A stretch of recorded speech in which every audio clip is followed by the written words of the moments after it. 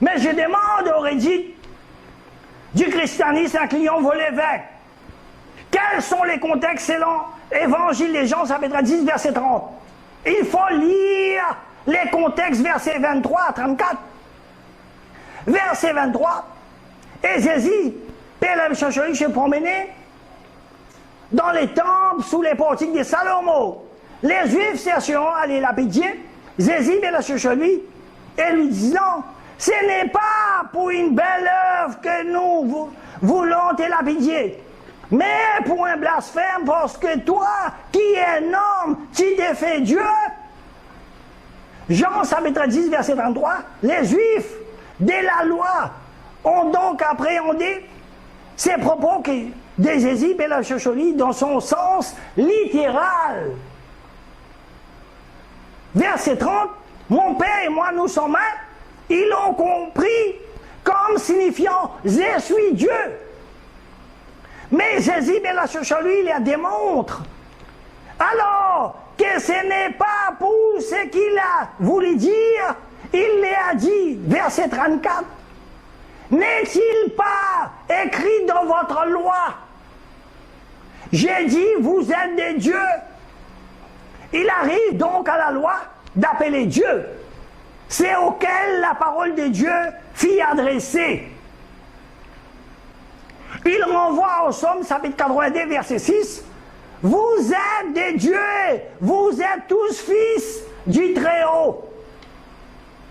Voilà les contextes, on comprend que Jésus Belachacholi dit, en substance, que Dieu protège les croyants et que lui, en tant que berger, est là pour que les croyants ne s'égarent pas et demeurent dans la foi. Ainsi, dans les contextes, Dieu et Jésus Belachacholi sont un dans l'objectif de protéger les croyants. La preuve qu'il ne s'agit pas d'une unité de nature et que Jésus Belachacholi lui-même a prié Dieu en ces termes à propos de tous ceux qui croient en lui. Selon l'Évangile des Jean, chapitre 17, verset 21, Jésus Belachacholi dit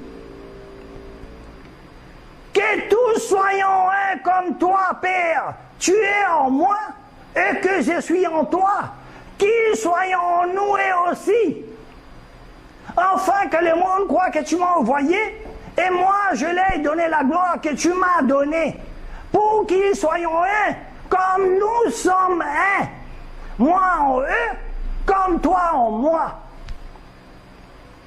Oh, personne n'a jamais vu dans cette phrase un argument tendant à prouver que les disciples de Jésus étaient en eux aussi divins, car étaient en Dieu, et il est bien question d'une unité des volontés, sinon, selon l'Évangile des Jean, chapitre 17, verset 21, aurait autrement dit qu'il y a 13 ou 14 dieux.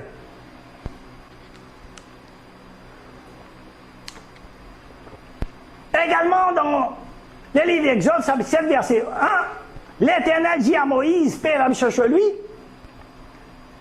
vois, je t'ai fait Dieu pour les pharaons, et Aaron ton frère sera ton prophète. Mais aucun juif n'appelant Moïse, Père Belachacholi, Dieu.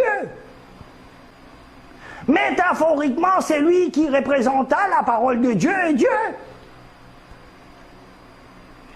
Car c'est une expression du langage juif. En hébreu, un représentant de Dieu est appelé Dieu. Même Satan, dans le deuxième livre des Corinthiens, chapitre 4, verset 4, est appelé le Dieu de ce siècle.